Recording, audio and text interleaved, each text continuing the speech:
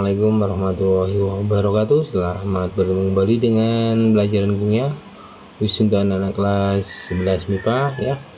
Pada kesempatan ini ya, Bapak akan menjelaskan sedikit tentang materi bab terakhir di semester genap kelas 11 ya, yaitu tentang materi koloid ya. Nah, ini adalah berhubungan dengan kehidupan kita sehari-hari ya. Nah, ini contohnya, ini juga sering kalian jumpai, yaitu gambar susu ya. Ini adalah salah satu contoh koloid ya, bahwa sistem dispersi ya itu ada dua bagian ya, yaitu medium pendispersi dan zat terdispersi ya, hampir sama dengan larutan ya. Ada pelarut dan zat terlarut pada koloid atau pada sistem dispersi ya, atau koloid ada dua, yaitu medium pendispersi dan zat terdispersi. Berdasarkan ukuran partikelnya, sistem dispersi terbagi menjadi tiga, yaitu larutan, kedua koloid, yang ketiga adalah suspensi. Nah, apa perbedaan antara ketiga sistem dispersi ini ya? Perbedaan sistem dispersi larutan, koloid, dan suspensi ya, perbedaannya itu pada ukuran partikel ya. Larutan lebih kecil dari 100 nanometer, koloid antara 1 sampai 100 nanometer, dan suspensi lebih besar dari 100 nanometer. Penampilan fisiknya juga mengalami perbedaan ya. Larutan jernih ya, partikel terdispersi tidak dapat diamati dengan mikroskop ultra. Sedangkan koloid keruh jernih ya, partikel dispersi hanya dapat diamati dengan mikroskop ultra. Dengan suspensi adalah keruh ya, partikel terdispersi dapat diamati langsung dengan mata. Kestabilan jika didiamkan untuk larutan tidak terpisah, sangat stabil. Koloid sukar terpisah, relatif stabil, dan suspensi mudah terpisah atau mengendap ya. Cara pemisahannya, untuk larutan tidak dapat disaring, koloid juga tidak dapat disaring, dan suspensi dapat dilakukan penyaringan ya. Contohnya pada larutan yaitu larutan gula ya, contoh koloid yaitu susu, dan contoh suspensi yaitu campuran antara kopi dan air ya. Contoh larutan, koloid, dan suspensi. Nah, ini adalah contoh daripada larutan, itu larutan gula ya. Contoh koloid, susu ya, dan kopi contoh daripada suspensi ya.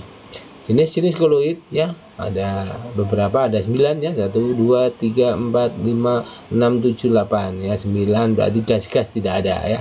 Jadi ada 8 ya. Nah, fase terdispersi padat disebut sol padat. Contohnya mutiara, kaca warna, cair, padat disebut emulsi padat, keju dan mentega. Fase terdispersi gas, mediumnya padat, busuk bui padat, contohnya batu apung dan kerupuk ya. Yang berikutnya yaitu fase terdispersinya padat, mediumnya cair, disebut sol ya. Contohnya pati dalam air dan cair ya, cair ya. Emulsi, susu, santan. Gas dalam cair berarti contohnya itu bui, krim atau pasta. Padat gas, aerosol padat, debu, asap, dan cair gas, aerosol cair, awan, dan kabut. Nah, inilah jenis-jenis koloid, ada 8 ya. Yang gas tidak ada ya. Sifat-sifat koloid yaitu bersifat efek tindal, gerak Brown, absorpsi, dan koagulasi ya. Efek tindal yaitu efek penghamburan cahaya oleh partikel koloid ya, sehingga tampak lintasan berkas sinar tersebut. Nah, misalnya pada sumber cahaya ini kita lewatkan pada koloid ya. Maka contoh 1, sorot lampu mobil pada lampu malam berkabut ya. Sorot lampu proyektor dalam gedung bioskop yang berdebu. Yang ketiga, berkas sinar matahari melalui celah-celah pohon ya. Nah, gerak Brown ya, gerakan partikel koloid dengan lintasan lurus dan arah yang acak karena adanya tumbukan antar partikel ya. Adsorpsi, peristiwa penyerapan muatan oleh permukaan partikel koloid. Absorpsi menyebabkan partikel koloid bermuatan listrik. Contoh aplikasinya yaitu 1, pemutihan gula tebu. Yang kedua, kerja norit dalam menyerap racun. Yang ketiga, penyerapan keringat oleh deodoran. Ya, ini adalah cara kerja daripada koloid, yaitu ya, pada koloid Fe2O3 X2O mengabsorpsi ion Fe3+ ya. Elektroforesis ya, elektroforesis jika koloid diletakkan dalam medan listrik, partikelnya akan bergerak karena muatan listrik yang berlawanan dengan muatan koloid tersebut. Contoh aplikasinya yaitu pada pengendap kotrel pada pabrik-pabrik dan identifikasi DNA. Koagulasi itu adalah penggumpalan partikel koloid sehingga membentuk endapan ya. Penyebab koagulasi yang pertama, pencampuran koloid yang berbeda muatan, dan juga adanya elektrolit ya. Contoh aplikasinya: 1. Pembentukan delta pada muara sungai. 2. Karet dalam lateks dikumpalkan dengan asam format. Yang 3. Lumpur dalam air dikumpalkan dengan tawas. Kestabilan koloid: yang pertama, menghilangkan muatan koloid, yaitu dengan cara dialisis ya. Proses menghilangkan muatan koloid dengan cara memasukkan koloid ke dalam membran semi permeabel ya. Ini adalah contohnya ya. Darah bersih kembali ke pasien ya. Darah dari pasien yang kotor ya, cairan yang membawa kotoran ya, cairan biasa, plasma darah ya. Penambahan stabilisator pada koloid ya, yang disebut dengan emulgator. Zat yang ditambahkan ke dalam suatu emulsi atau koloid cair dalam cair atau cair dalam padat dengan tujuan menjaga koloid agar tidak mudah terpisah ya. Ini contohnya ya pada pembuatan es krim ya. Koloid pelindung ya, suatu koloid yang ditambahkan pada koloid lain agar diperoleh koloid yang stabil ya.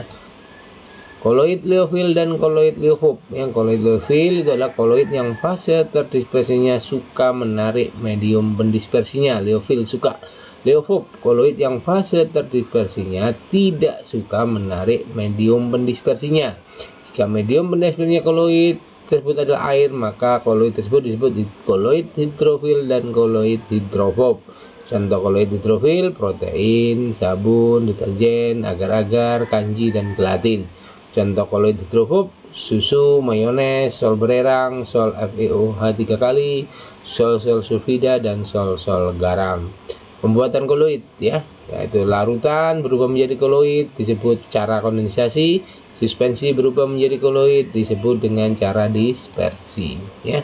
Cara kondensasi antara lain: 1. Reaksi hidrolisis, nah, ini contohnya FeCl3 ditambah H2O menghasilkan FeOH 3 kali solid. Nah, inilah koloidnya, FeOH 3 kali ya, ditambah 3 Cl aqua. Atau dengan yang kedua, reaksi redoks, 2H2S ditambah SO2 menghasilkan 2H2O ditambah 3S solid. Nah, 3S solid inilah koloidnya.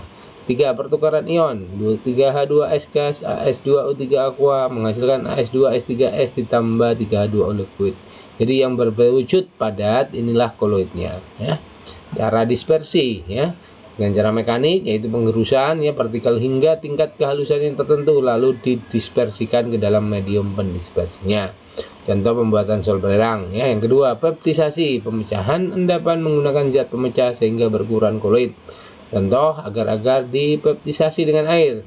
Atau yang ketiga, busur beredik loncatan listrik hanya untuk membuat sol logam, yaitu prosesnya penyelundupan logam ke dalam medium pendispersi, hubungkan ke elektroda dan aliri listrik. Uap logam yang dihasilkan akan terdispersi ke dalam medium pendispersi menjadi partikel koloid ya. Koloid dan polusi. Masalah lingkungan yang terkait dengan koloid adalah asbut, asam, dan kabut. Kabut adalah dispersi partikel air dalam udara. Jika asap bergabung dengan kabut, kabut menghalangi asap naik. Asap yang mengandung belerang dioksida SO2 dapat mengiritasi paru-paru dan menyebabkan batuk. Itulah materi terakhir di kelas ya 11 ya. Mudah-mudahan dapat kalian pahami dengan baik ya. Terus tingkatkan belajar, karena belajar adalah untuk mempersiapkan masa depan kalian. Mudah-mudahan apa yang kalian cita-citakan kelak dapat tercapai. Demikian, assalamualaikum warahmatullahi wabarakatuh.